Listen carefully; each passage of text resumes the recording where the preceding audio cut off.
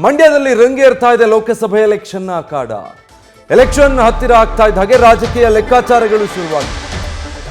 ಮೈತ್ರಿ ವಿರುದ್ಧ ಪ್ರಬಲ ಅಭ್ಯರ್ಥಿ ನಿಲ್ಲಿಸೋದಕ್ಕೆ ಕಾಂಗ್ರೆಸ್ ಸರ್ಕಸ್ ನಡೆಸ್ತಾ ಇದೆ. ಬಿಜೆಪಿ ಜೆಡಿಎಸ್ ಹೊಂದಾಣಿಕೆ ಮಾಡಿಕೊಂಡಿರೋದ್ರಿಂದ ಆ ಅಭ್ಯರ್ಥಿಯನ್ನ ಎದುರಿಸಬೇಕಲ್ಲ ಸಮರ್ಥವಾಗಿ. ಆ ಕಾರಣಕ್ಕೆ ಮಂಡ್ಯ ಕ್ಷೇತ್ರವನ್ನ ಗೆಲ್ಲಲೇಬೇಕು ಅಂತ ಕಾಂಗ್ರೆಸ್ ಪಣ ತೊಟ್ಟಿದೆ. ಸೊ ಮಂಡ್ಯ ಕೈವಶ ಮಾಡ್ಕೊಳ್ಬೇಕು ಅಂತ ಖುದ್ದು ಸಿಎಂ ಸಿದ್ದರಾಮಯ್ಯ ಪ್ಲಾನ್ ಮಾಡ್ತಾ ಇದ್ದಾರೆ. ಯಾವ ಅಭ್ಯರ್ಥಿಯನ್ನು ಆಯ್ಕೆ ಮಾಡಿದ್ರೆ ಕಾಂಗ್ರೆಸ್ಗೆ ಪ್ಲಸ್ ಆಗುತ್ತೆ ಅಂತ. ಬಿಜೆಪಿ ಮತ್ತು ಜೆಡಿಎಸ್ ಒಮ್ಮತದಿಂದ ಹಾಕುವಂತಹ ಅಭ್ಯರ್ಥಿಯನ್ನ ಕಾಂಗ್ರೆಸ್ ಏಕಾಂಗಿಯಾಗಿ ಎದುರಿಸಬೇಕು ಅಂದರೆ ಅಂಥ ಅಭ್ಯರ್ಥಿ ಬೇಕು. ಆ ಅಭ್ಯರ್ಥಿಯ ಹುಡುಕಾಟದಲ್ಲಿದ್ದಾರೆ. ಮತ್ತು ಮಂಡ್ಯ ಕ್ಷೇತ್ರವನ್ನು ಬಹಳ ಸೀರಿಯಸ್ ಆಗಿ ತಗೊಂಡಿರೋದು. ಎಲ್ಲ ಪಾಸಿಬಿಲಿಟೀಸು ಇರುವಂತಹ ಕ್ಷೇತ್ರವನ್ನು ಬಿಟ್ಕೊಡೋದಕ್ಕೆ ಸಾಧ್ಯ ಇಲ್ಲ. ಅದು ಎಷ್ಟೇ ಕಠಿಣ ಸ್ಪರ್ಧೆ ಆದರೂ ಪರವಾಗಿಲ್ಲ, ಸೂಕ್ತ ಅಭ್ಯರ್ಥಿಯನ್ನು ಹಾಕೋದ್ರ ಮೂಲಕ ಬಿಜೆಪಿ ಮತ್ತು ಜೆಡಿಎಸ್ನ ಮೈತ್ರಿ ಅಭ್ಯರ್ಥಿಯನ್ನು ಸೋಲಿಸಿಯೇ ಸಿದ್ಧ. ಆ ಮೂಲಕ ಮಂಡ್ಯ ಕೋಟೆಯನ್ನು ಮತ್ತೆ ಕಾಂಗ್ರೆಸ್ ಕೈವಶ ಮಾಡಿಕೊಳ್ಬೇಕು ಅನ್ನೋದಕ್ಕೆ ಖುದ್ದು ಸಿಎಂ ಸಿದ್ದರಾಮಯ್ಯನವರು ಆಸಕ್ತಿ ತೋರಿಸ್ತಾ ಇದ್ದಾರೆ. ಮಂಡ್ಯ ಲೋಕಸಭಾ ಅಖಾಡಕ್ಕೆ ಸಂಬಂಧಪಟ್ಟ ಹಾಗೆ ಬಹಳ ಕುತೂಹಲಕ್ಕೆ ಕಾರಣ ಆಗ್ತಾ ಇದೆ.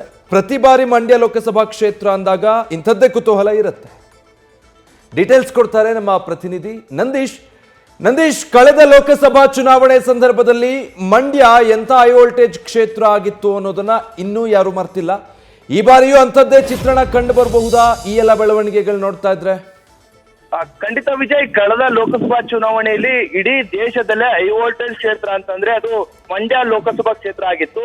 ಆ ನಿಟ್ಟಿನಲ್ಲಿ ಹಲವಾರು ರೀತಿಯ ಚರ್ಚೆಗೂ ಕೂಡ ಗ್ರಾಸವಾಗಿತ್ತು. ಅದಾದ ಬಳಿಕ ಈ ಬಾರಿ ಲೋಕಸಭಾ ಚುನಾವಣೆಯಲ್ಲೂ ಕೂಡ ಬಹಳಷ್ಟು ಕುತೂಹಲವನ್ನು ಮೂಡಿಸಿದೆ. ಅದರಲ್ಲೂ ಕೂಡ ಬಿಜೆಪಿ ಜೆಡಿಎಸ್ ಮೈತ್ರಿ ಆಗ್ತಾ ಇರುವಂತದ್ದು ಮತ್ತಷ್ಟು ಕುತೂಹಲವನ್ನ ಹೆಚ್ಚು ಮಾಡಿರುವಂತದ್ದು. ಈಗಾಗಲೇ ಮೈತ್ರಿ ಪಕ್ಷದ ಅಭ್ಯರ್ಥಿಯನ್ನ ಹುಡುಕಾಟದಲ್ಲಿ ಈಗಾಗಲೇ ಬಿಜೆಪಿ ಮತ್ತು ಜೆಡಿಎಸ್ ಈಗಾಗಲೇ ಮುಂದಾಗಿರುವಂತದ್ದು. ಅದರಲ್ಲೂ ಕೂಡ ಪ್ರಮುಖವಾಗಿ ಮಾಜಿ ಸಿಎಂ ಕುಮಾರಸ್ವಾಮಿ ಅವರೇ ಖುದ್ದು ಮಂಡ್ಯ ಲೋಕಸಭೆ ಕ್ಷೇತ್ರದಲ್ಲಿ ಸ್ಪರ್ಧೆಯನ್ನ ಮಾಡ್ತಾರೆ ಎಂಬ ಮಾತುಗಳು ಕೂಡ ಕೇಳಿ ಬರ್ತಾ ಇದೆ.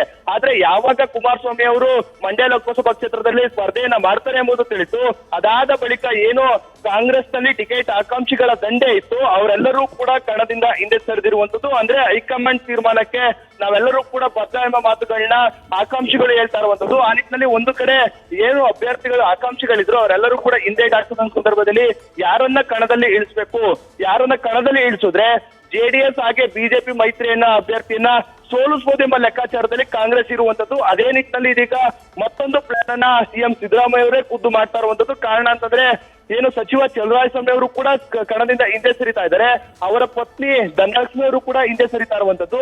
ಈ ನಿಟ್ಟಿನಲ್ಲಿ ಎಲ್ಲ ಒಂದ್ ಕಡೆ ಪ್ರಬಲವಾದಂತಹ ಅಭ್ಯರ್ಥಿಗಳನ್ನ ಹಾಕ್ಲೇಬೇಕು, ಮತ್ತೆ ಮಂಡ್ಯ ಲೋಕಸಭಾ ಕ್ಷೇತ್ರವನ್ನ ಕಾಂಗ್ರೆಸ್ ವಶಪಡಿಸಿಕೊಳ್ಬೇಕು ಎಂಬ ಲೆಕ್ಕಾಚಾರದಲ್ಲಿ ಕಾಂಗ್ರೆಸ್ ಇರುವಂತದ್ದು. ಅದೇ ನಿಟ್ಟಿನಲ್ಲಿ ಇದೀಗ ಸಿದ್ದರಾಮಯ್ಯನವರು ಒಂದು ಪ್ಲಾನ್ ಅನ್ನ ಮಾಡ್ತಾ ಇರುವಂತದ್ದು. ಯಾಕೆಂದ್ರೆ ಬಿಜೆಪಿಗೆ ಬಾಹ್ಯ ಬೆಂಬಲವನ್ನ ಕೊಟ್ಟಿರುವಂತಹ ಸುಮಲತಾ ಅವರನ್ನ ಕಾಂಗ್ರೆಸ್ಗೆ ಕರೆತಂದು ಏನಾದ್ರೂ ಟಿಕೆಟ್ ಅನ್ನ ಕೊಟ್ರೆ ಖಂಡಿತವಾಗಿ ಕೂಡ ಏನು ಬಿಜೆಪಿ ಜೆಡಿಎಸ್ ಏನು ಮೈತ್ರಿ ಅಭ್ಯರ್ಥಿ ಇದ್ದಾರೆ ಅವರನ್ನ ಸೋಲಿಸಬಹುದು ಎಂಬ ಲೆಕ್ಕಾಚಾರದಲ್ಲಿ ಸದ್ಯ ಸಿದ್ದರಾಮಯ್ಯನವರು ಇರುವಂತದ್ದು. ಆದ್ರೆ ಸುಮಲತಾ ಅವ್ರನ್ನ ಕಾಂಗ್ರೆಸ್ಗೆ ಕರೆತಂದ್ರೆ ಒಂದು ಸ್ಥಳೀಯ ಮಟ್ಟದಲ್ಲಿ ವಿರೋಧ ವ್ಯಕ್ತ ಆಗ್ಬೋದು. ಯಾಕೆಂದ್ರೆ ಇಲ್ಲಿ ಸ್ಥಳೀಯವಾಗಿರುವಂತಹ ಚಲುವರಾಯಸ್ವಾಮಿ ಅವರಾಗಿರ್ಬೋದು ಮತ್ತೆ ಬೇರೆ ಬೇರೆ ಕಾಂಗ್ರೆಸ್ ಶಾಸಕರಾಗಿರ್ಬೋದು ಅವರೆಲ್ಲರೂ ಕೂಡ ಸುಮಲತಾ ಅವರಿಗೆ ಒಂದಷ್ಟು ವಿರೋಧವನ್ನ ವ್ಯಕ್ತಪಡಿಸ್ತಾ ಇದ್ದಾರೆ. ಆ ನಿಟ್ಟಿನಲ್ಲಿ ಆ ಲೆಕ್ಕಾಚಾರದಲ್ಲೂ ಕೂಡ ಒಂದು ಕಡೆ ಅಂದ್ರೆ ಮಧ್ಯಸ್ಥಿಕೆಯಲ್ಲಿ ಒಂದು ತಡಬಡಾಯಿಸುವಂತಹ ಕೆಲಸವೂ ಕೂಡ ಕಾಂಗ್ರೆಸ್ ನಲ್ಲಿ ಆಯ್ತಾ ಇದೆ. ಆದ್ರೆ ಸಿದ್ದರಾಮಯ್ಯನವರು ಮತ್ತೆ ಅವರ ಬಣ ಎಲ್ಲ ಒಂದು ಕಡೆ ಸುಮಲತಾ ಅವ್ರನ್ನ ಕರೆತಂದ್ರೆ ಅವರಿಗೆ ಪ್ರತಿಸ್ಪರ್ಧಿಯಾಗಿ ಒಂದು ಕ್ಯಾಂಡಿಡೇಟ್ ಅನ್ನು ಹಾಕುವುದು ಎಂಬ ಲೆಕ್ಕಾಚಾರದಲ್ಲಿ ಸದ್ಯ ಇರುವಂತದ್ದು. ಆ ಒಂದು ಲೆಕ್ಕಾಚಾರ ಇದೇ ತಿಂಗಳಲ್ಲಿ ಒಂದು ಅಂತಿಮ ಹಂತಕ್ಕೆ ಬರುವಂತಹ ಸಾಧ್ಯತೆಯೂ ಕೂಡ ಇದೆ ಅಂತ ಹೇಳ್ಬೋದು ವಿಜಯ್. ಸೊ ನಂದೀಶ್, ಈಗ ಸುಮಲತಾ ಅವರ ಲೆಕ್ಕಾಚಾರ ಏನು? ಇದುವರೆಗೂ ಕೂಡ ಸತತ ಜೆಡಿಎಸ್ ನಿಂದ ಅವರು ಯಾವ ಪರಿಯ ರಾಜಕೀಯ ವಿರೋಧವನ್ನ ಎದುರಿಸ್ಕೊಂಡು ಬಂದಿದ್ದಾರೆ ಅನ್ನೋದು ಕಾಣುತ್ತೆ. ಈಗ ಕಾಂಗ್ರೆಸ್ಗೆ ಒಂದು ವೇಳೆ ಅವರಿಗೆ ಆಫರ್ ಬಂದ್ರೆ ಅವ್ರ ಲೆಕ್ಕಾಚಾರಗಳು ಏನಾಗಬಹುದು ಅಂತ? ಖಂಡಿತ ಈಗಾಗಲೇ ಸುಮಲತಾ ಅವರು ಒಂದ್ ರೀತಿ ಜಾಣ ನಡೆಯನ್ನ ಏನು ನಡೆಸ್ತಾ ಇದ್ದಾರೆ ಅಂತ ಹೇಳ್ಬೋದು. ಯಾಕೆ ಅಂತಂದ್ರೆ ಈಗಾಗಲೇ ಬಿಜೆಪಿಗೆ ಬಾಹ್ಯ ಬೆಂಬಲವನ್ನ ಕೊಟ್ಟಿದ್ರು. ಆದ್ರೆ ಇಲ್ಲಿ ಬಹುತೇಕ ಮೈತ್ರಿ ಆದ್ರೆ ಬಿಜೆಪಿ ಜೆಡಿಎಸ್ ಖಂಡಿತವಾಗಿ ಕೂಡ ಅದು ಜೆಡಿಎಸ್ ಗೆ ಉಳಿಯುವುದರಲ್ಲಿ ಯಾವುದೇ ಅನುಮಾನ ಇಲ್ಲ.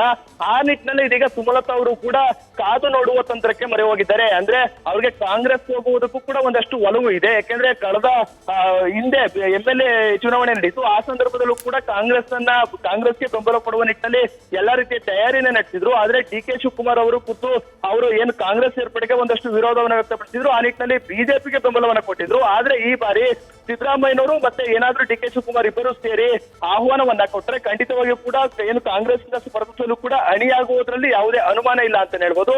ಅದೇ ನಿಟ್ಟಿನಲ್ಲಿ ಅಂದ್ರೆ ಏನು ಕಾಂಗ್ರೆಸ್ ನಾಯಕರ ಆಹ್ವಾನಕ್ಕಾಗಿ ಸದ್ಯ ಸುಮಲತಾ ಅವರು ಕಾಯ್ತಾ ಇದ್ದಾರೆ. ಅವ್ರಿಗೂ ಕೂಡ ಅನಿವಾರ್ಯ. ಯಾಕೆಂದ್ರೆ ಸುಮಲತಾ ಅವರು ಬಿಜೆಪಿಯಿಂದ ಸ್ಪರ್ಧಿಸೋಕೆ ಆಗಲ್ಲ, ಮತ್ತೊಂದು ಕಡೆ ಮೈತ್ರಿ ಪಕ್ಷ ಅವ್ರಿಗೆ ಜೆಡಿಎಸ್ ಪಾಲಾಗೋದ್ರ ಖಚಿತ. ಆ ನಿಟ್ಟಿನಲ್ಲಿ ಅವ್ರಿಗೂ ಕೂಡ ಅನಿವಾರ್ಯ, ಇತ್ತ ಕಾಂಗ್ರೆಸ್ಗೂ ಕೂಡ ಅನಿವಾರ್ಯ. ಆ ನಿಟ್ಟಿನಲ್ಲಿ ಎಲ್ಲಾ ಚರ್ಚೆಗಳು ಕೂಡ ಆಗ್ತಾ ಇದೆ. ಆದ್ರೆ ಏನಾದ್ರೂ ಆಹ್ವಾನವನ್ನ ಸಿದ್ದರಾಮಯ್ಯನವರು ಸೇರಿದಂತೆ ರಾಜ್ಯ ಕಾಂಗ್ರೆಸ್ ನಾಯಕರು ಕೊಟ್ಟರೆ ಖಂಡಿತವಾಗಿ ಕೂಡ ಅವರು ಕಾಂಗ್ರೆಸ್ ಸೇರಲು ತುದಿಗಾಲಲ್ಲಿ ನಿಂತಿದ್ದಾರೆ ಅಂತ ಹೇಳ್ಬೋದು. Vijay, thank you Nandish.